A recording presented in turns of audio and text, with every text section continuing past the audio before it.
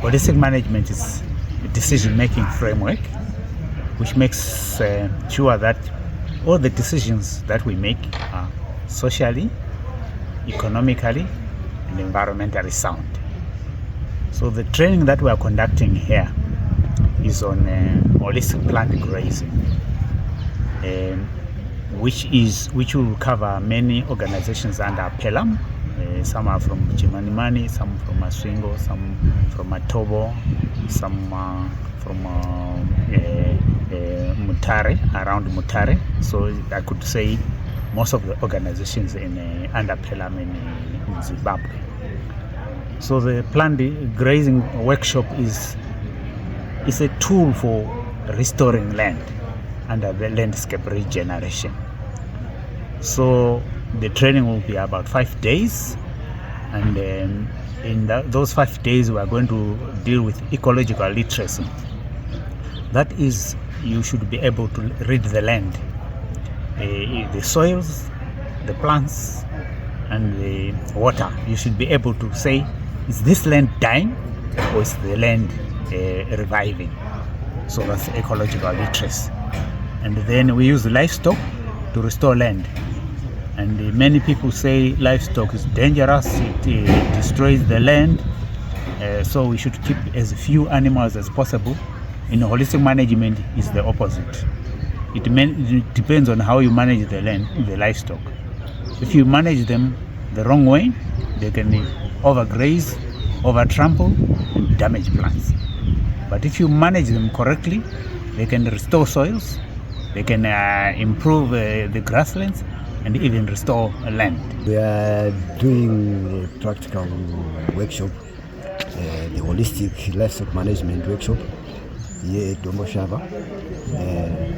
We are learning about how to make our paddocks, how to make our grazing areas, perfect grazing areas which have no labor.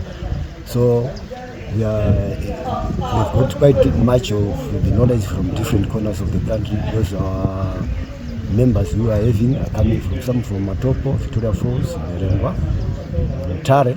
So we are getting a lot that if there are paddocks, we can be in 3 phases or 4 phases. There will be no conflict within the community, because the cake will not be destroying the farmers' crops, because each and every time the cake will stay in a protected area. That protected area also, when we come to the time of from June up to December, we can make some paddocks within our fields, so that our land will be reforming, avoiding soil erosion. So those keku, when they are staying in there, being protected, they renew the soil, they add the nutrients through their urine, and the water conservation, soil conservation will be there. Then these paddocks will give us advantage of having at least plenty grass, plenty grazing areas will be created due to the paddocks. Furthermore, when our keku are staying randomly, we find that people are using mosquito nets which have got chemicals which can cause contagious abortion, that is kusonzakwemombe, which will reduce the country's economy, because agriculture is the backbone of our economy. This holistic program which we are having here at this place is a very, very good workshop which gives us knowledge, practicals, and so much. When we are going back to our homes, we are going to broadcast this information to the traditional leaders, local government, and the stakeholders.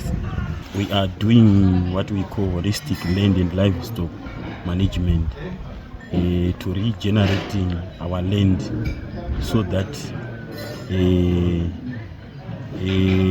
we can manage all our lands to be the way it was. Normally, on holistic land and livestock management, we are practicing within our area of us.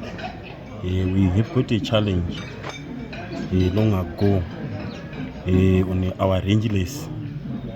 we no longer have enough forage for our livestock.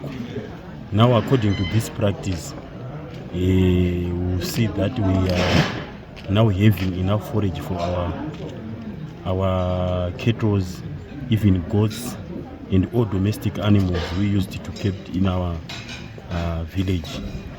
Now, according to this event of today, for me, I normally need to compare the way we are doing at our respective area and the way some other people they are doing, so that if there is an improvement we have to do within the activities we are practicing at our area, we are able to do some collections or else to improve.